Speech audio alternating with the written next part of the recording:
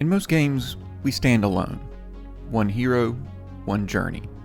It's a pattern so familiar that we rarely even question it. We play as solitary figures wandering through worlds that have long since collapsed. Landscapes stripped of crowds, of comfort, of the ordinary pulse of civilization. These games may differ in mechanics and tone, but they share a fundamental truth. You are alone here, and no one is coming to help you. That solitude isn't just mechanical, it's emotional. It defines the rhythm of play. It shapes how we move through the virtual space, cautious, observant, maybe even reverent. And when we step back from the screen, we realize that this pattern of aloneness mirrors something deeper. Our digital isolation feels so powerful because it echoes the loneliness of modern life. A world more connected than ever, yet filled with people who quietly feel like they're on their own quest. Modern games romanticize independence because real life isolates us.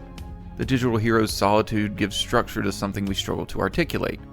That even in isolation, we crave meaning. We want to believe that being alone doesn't make us empty, it makes us capable. The silent hero has been part of gaming since its earliest days.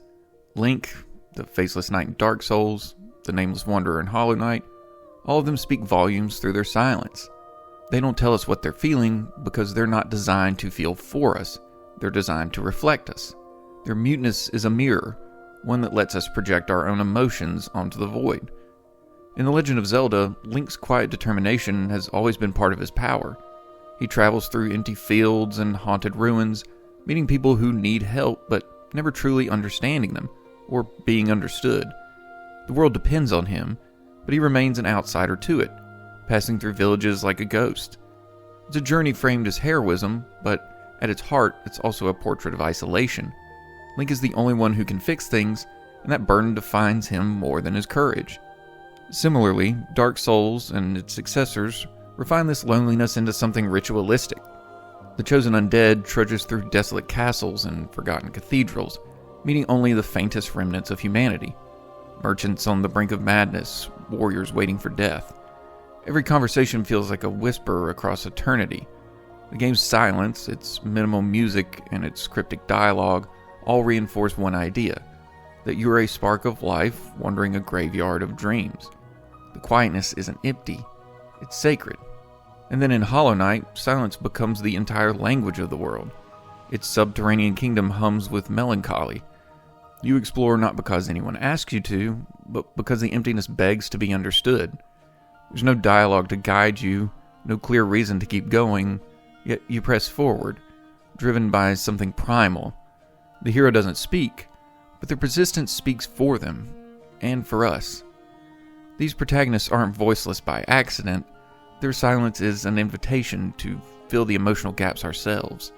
They remind us that solitude can be introspective, that being alone doesn't mean being empty, and that meaning often comes from the act of searching, not from finding answers.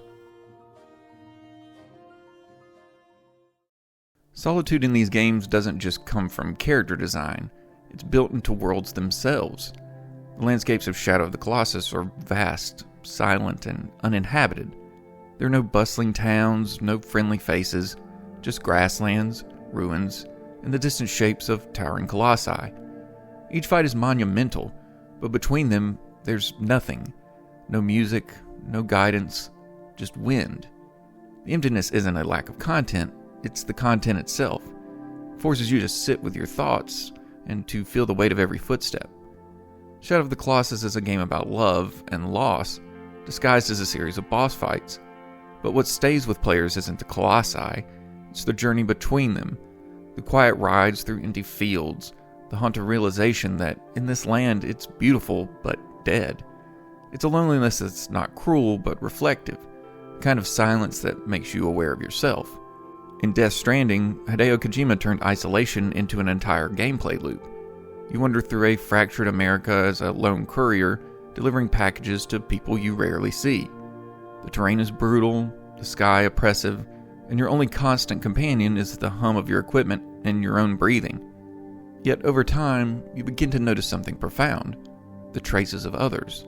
Ropes, ladders, bridges, tools left behind by other players struggling through their own solitude. You may never meet them, but their presence lingers. That invisible community gives Death Stranding its soul. It transforms isolation into quiet solidarity.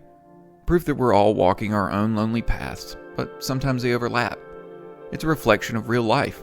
We're separated by distance, by circumstance, by silence, yet we still build invisible bridges towards each other, hoping someone else will cross them. Even Elden Ring, for its scale and brutality, captures this duality. Its world feels endless, but it's hollow in a deliberate way. You ride for miles across windswept plains, encountering scattered ruins and forgotten gods. It's a kingdom too big for one person, yet the game insists that it's your burden to carry. There's beauty in that weight, the kind that reminds you that solitude can feel both oppressive and sacred at the same time. These worlds are desolate, but they're not empty.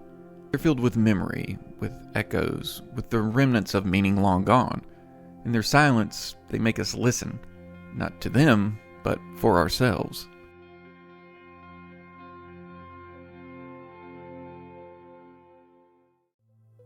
Perhaps the most fascinating part of these worlds that we've talked about is how they handle connection, not by giving it to you, but by letting you miss it. Games like Dark Souls, Journey, and Elden Ring weave subtle systems of contact into their solitude, reminding you that even in isolation, you're never entirely alone.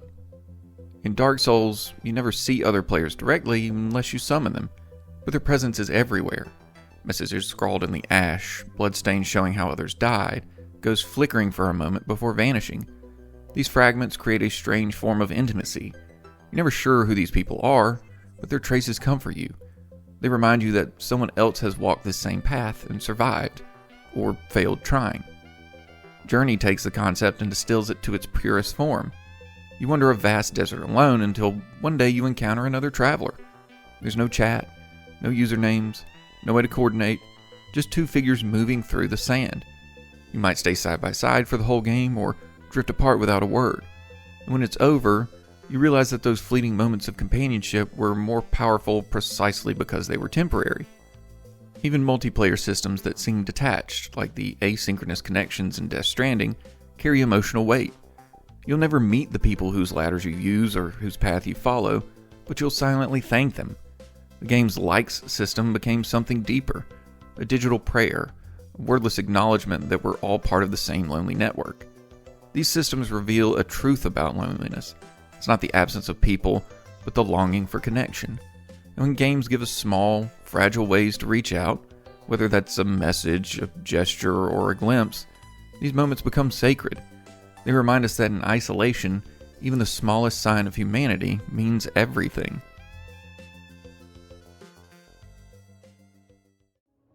The lonely hero has become one of gaming's most enduring archetypes because it speaks to something universal.